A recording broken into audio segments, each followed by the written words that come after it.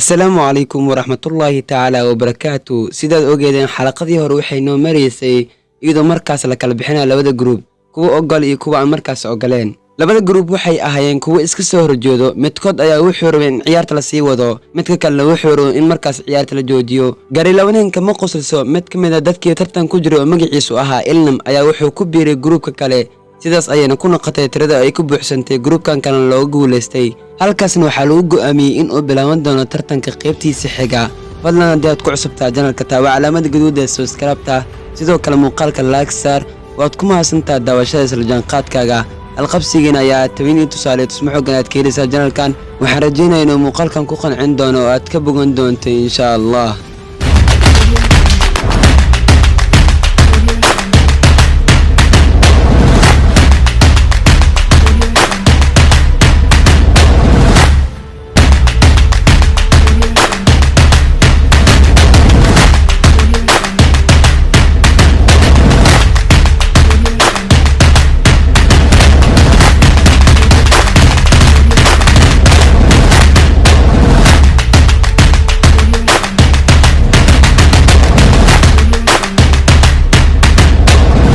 السلام عليكم ورحمة الله تعالى وبركاته. هديان muuqaalkan u guda galno, ninka lagu magacaabay Ilnam ayaa wuxuu ku biiray tiimka kale si markaas uu tirada u buuxiyo isla markaana ay u noqoto tiro kasi ah, isla markaana ay u badato tirada kale.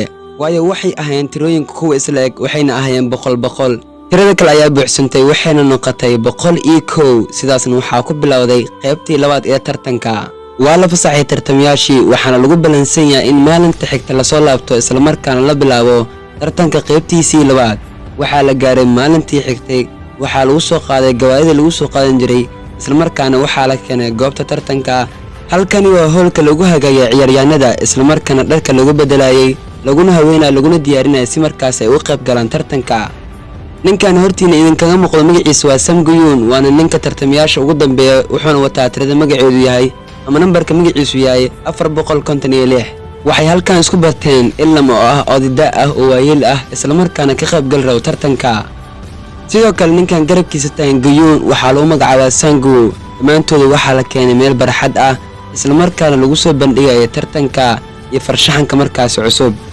waxa ay arkeen ciyaar ay ciyaari jireen yaraantooda, isla markaana ku kala duwan farshaxanka iyo qaabka markaas u soo waran yihiin. Sangu wuxuu ahaa mid ciyaarta hore u yaqaanay, wuxuuna ciyaari jiray yaraantiisa.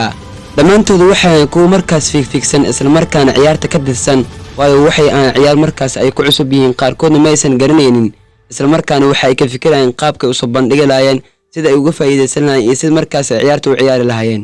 mid walba iyaga ka mid ah waxaa ku soo aaday astaan u gaar ah. Cali waxaa ku soo aaday goowaabo, Guyun waxaa ku soo aaday dalad, Sangu waxaa ku soo aaday saddex xagal, halka Miyu Diokso ay ku soo aaday xidig. dhammaantood waxay ka sinaayeen dhibaatada ah in farshaxanka meesha ay ka bixeen, isla markaana asigoo markaas muuqaalkiisa la fahmi karo. shakhsi walba oo ciyaarta dheelayo isla markaana ay isku dhex qasantay ciyaartiisa, isla markaana uu guul dareysto, wuxuu ahaa mid markaas ku xukuman toogasho.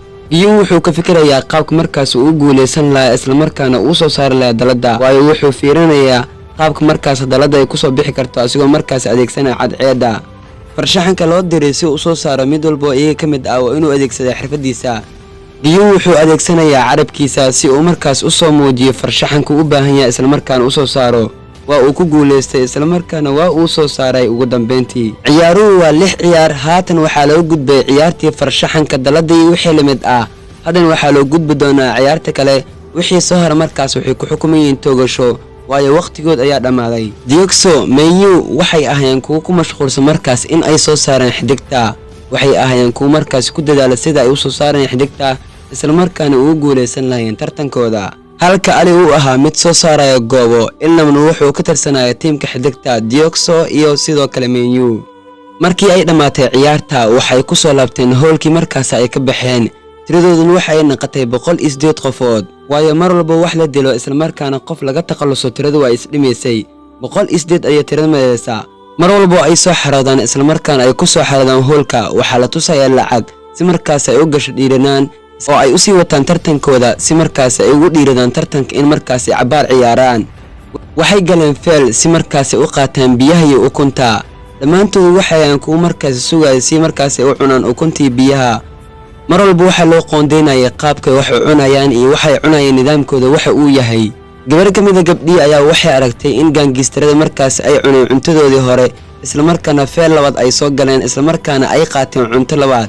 waayo wax meesha la keeno wax qoondeysan, qof walban waxaa loogu talagalay kis gaar ah.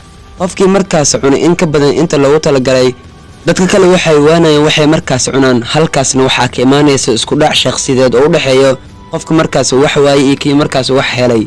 halkani waxaa lagu dilay mid ka mid a dadka markaas cuntada waayey, waxaana dilay gangasirka lagu magacaabo Diokso.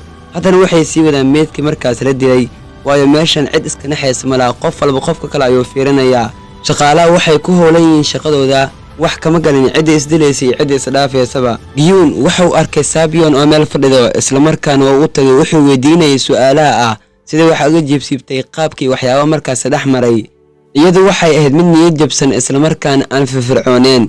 habeenkii ayaa la gaaray, qof walbana wuxuu u tagay firaashkiisa si markaas u seexdo. dhammaantood waa ay seexdeen. waxaa bilowday markaasi in markaasi halhal la isku ugaarsado.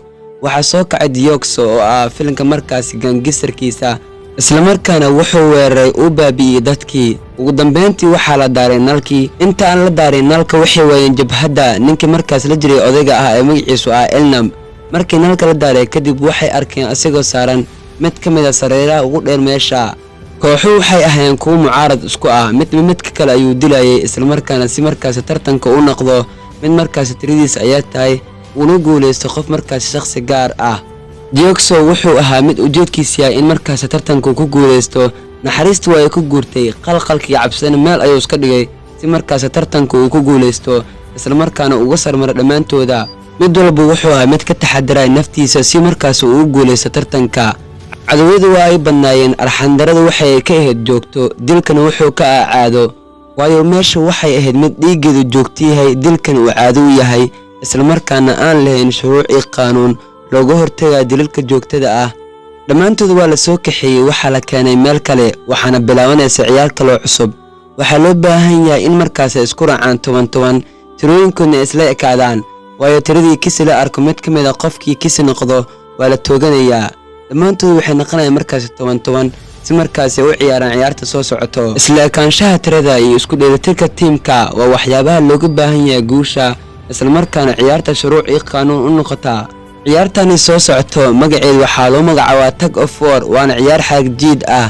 tiimkii laga adkaado markaas laga xoog badnaada ayaa markaas lagu guuleysanaya, islamarkaana waxay ka soo daadanayaan bariijka ama boondada. haatan waxaan soo gaarnay guntii gunaanadka barnaamijka. fadlan muuqaalka like saar si uu u gaaro asxaab fara badan.